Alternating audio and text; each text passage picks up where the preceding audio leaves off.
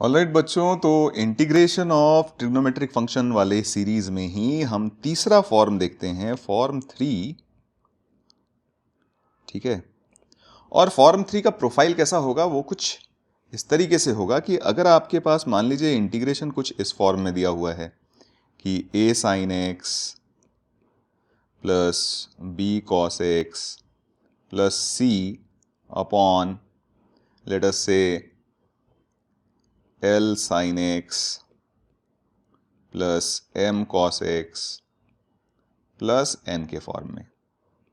ठीक है, अगर आपका इंटीग्रल इस फॉर्म में है तो ऐसे केस में जो वर्किंग मेथड होता है, ठीक है, यहाँ पे किस मेथड से हम इंटीग्रल को सॉल्व करने की कोशिश करेंगे, तो इसमें मेथड ये होता है कि एक्सप्रेस न्यूमरेटर एज, न्यूमरेटर को हम लोग एक्सप्रेस करते हैं a times denominator plus b times derivative of denominator यानी d by D x of denominator और प्लस c के फॉर्म में। ठीक है, सबसे पहले हम न्यूमरेटर को इस फॉर्म में एक्सप्रेस करेंगे और इसके बाद हम इसका सॉल्यूशन करने के लिए आगे बढ़ेंगे। ठीक है, तो इसको मैं आपको एक एग्जाम्पल से शो करता हूं कि किस तरीके से हम इसको अप्लाई करेंगे। जैसे मान लीजिए हमारे पास एक एग्जाम्पल है, integral 6 plus 3 sine x plus 4 cos x 14 cos x upon,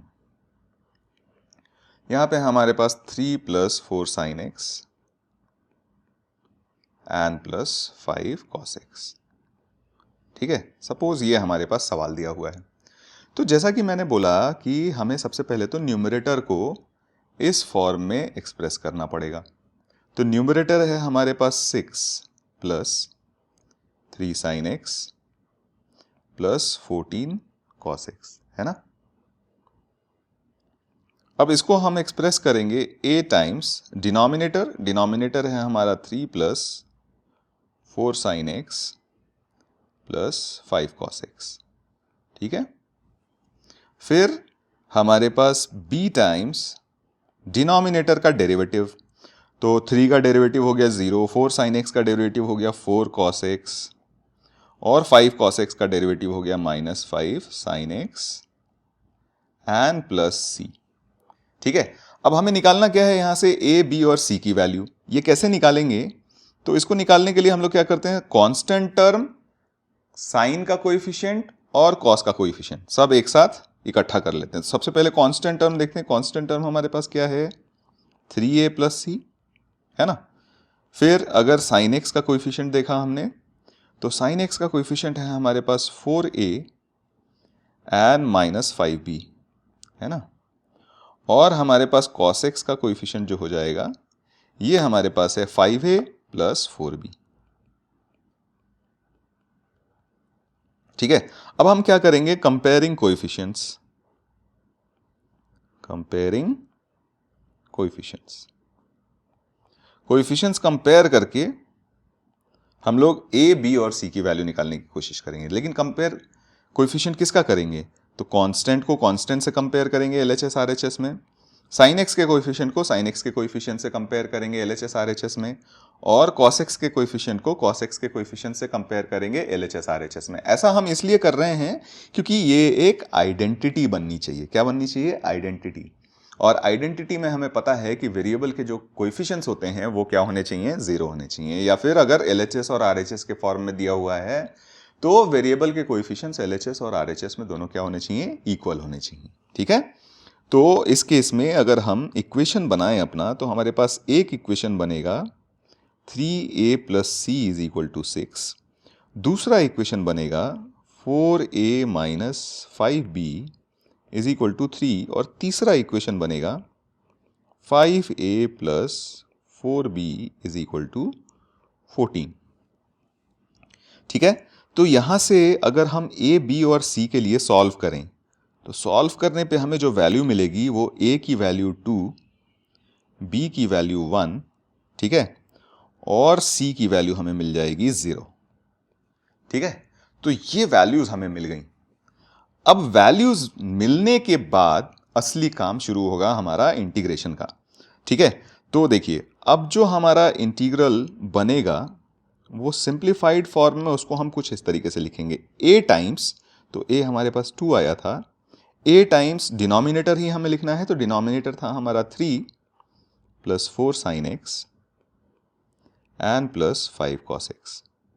ठीक है, प्लस b टाइम्स, b हमारे पास 1 था और हमें क्या करना है, डिनोमिनेटर का डेरिवेटिव, तो ये हो जाएगा 4 कॉस एक्स माइनस 5 साइन एक्स, और c की वैल्यू 0 थी तो वो 0 हो गई, और अपॉन ये हमारे पास बन गया 3 plus 4 cos x 4 sine x and प्लस 5 कॉस एक्स। ठीक है, अब हम क्या करेंगे, एक बार हम इसको लिखेंगे दिस अपॉन दिस।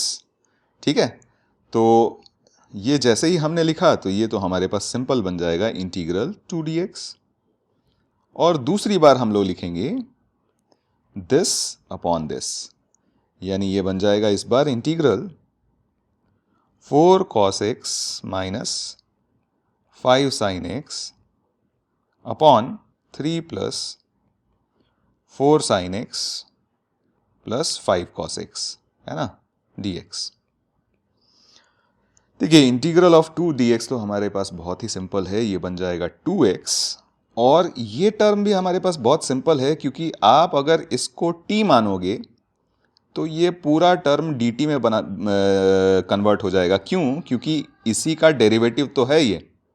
ठीक है, तो अगर ये t है तो ये dt है, यानी यहां पे लिखा हुआ है dt अपॉन t, और इसका इंटीग्रल क्या हो जाता है, ln t, यानी यहां पे हमारे पास आंसर हो जाएगा ln mod 3 plus 4 sine x plus 5 cos x plus c।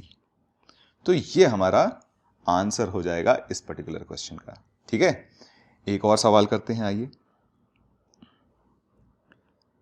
Next example है हमारे पास integral 11 cos x minus 16 sine X upon 2 cos x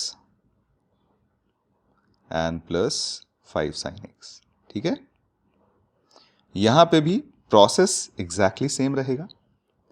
हम पहले न्यूमरेटर को यानी 11 cos x minus 16 sine x को कन्वर्ट करेंगे a टाइम्स डिनोमिनेटर यानी a into 2 cos x plus 5 साइन x plus b times denominator का डेरिवेटिव तो माइनस 2 साइन एक्स एंड प्लस 5 cos x एंड प्लस c।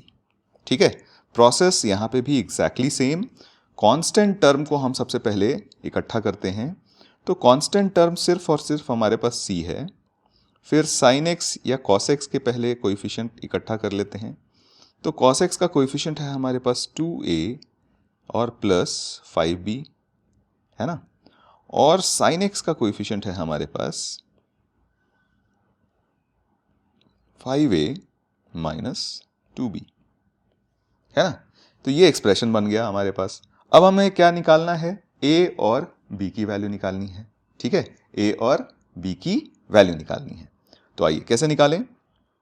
तो ध्यान दीजिए, a सबसे पहले तो c इज इक्वल टू 0 हो गया आपका, है ना। फिर आपके पास है 2a प्लस 5b, इसकी वैल्यू 11, और दूसरा इक्वेशन है 5a माइनस 2b, इसकी वैल्यू माइनस 16। ठीक है, तो ये वैल्यूज हैं। अब यहां से अगर हम सिंप्लीफाई करते हैं तो a की वैल्यू हमें मिलेगी, वो मिल जाएगी -2, और b की वैल्यू जो मिलेगी ये मिल जाएगी 3। ठीक है, तो जैसे ही ये वैल्यूज मिल गई हमारे पास, अब नेक्स्ट स्टेप क्या बचता है कि इसको हम उस ट्रांसफॉर्म फॉर्म में लिखेंगे। तो अब हमारा i हो जाएगा इंटीग्रल a टाइम्स, a की वैल्यू थी -2, न्यूमरेटर को हम सबसे पहले a टाइम्स इंटू डिनोमिनेटर के फॉर्म में लिखते हैं, तो डिनोमिनेटर है हमारा 2 cos x और प्लस 5 sin x, है ना, प्लस बी टाइम्स डिनोमिनेटर का डेरिवेटिव, तो ये हो जाएगा -2 sin x and plus 5 cos x, और c तो हमारे पास 0 ही है, तो ये बन गया upon 2 cos x and plus 5 sin x, है ना, dx। फिर से हम इसको अलग अलग करेंगे तो हमारे पास बच जाएगा ये माइनस इंटीग्रल 2 dx, और यहां से हमारे पास बचेगा plus 3 times of integral -2 sin x plus 5 cos x upon 2 cos x plus 5 sin x dx। Process exactly same, तो ये इंटीग्रल 2 dx हमारे पास हो गया -2x, और ये बन जाएगा 3 ln mod of 2 cos x plus 5 sin x and plus c। ठीक है, तो इस तरीके से ये हमारा जो फॉर्म 3 है उस टाइप उसके क्वेश्चंस हम कुछ इस तरीके से सिंप्लीफाई कर लेते हैं। ठीक है।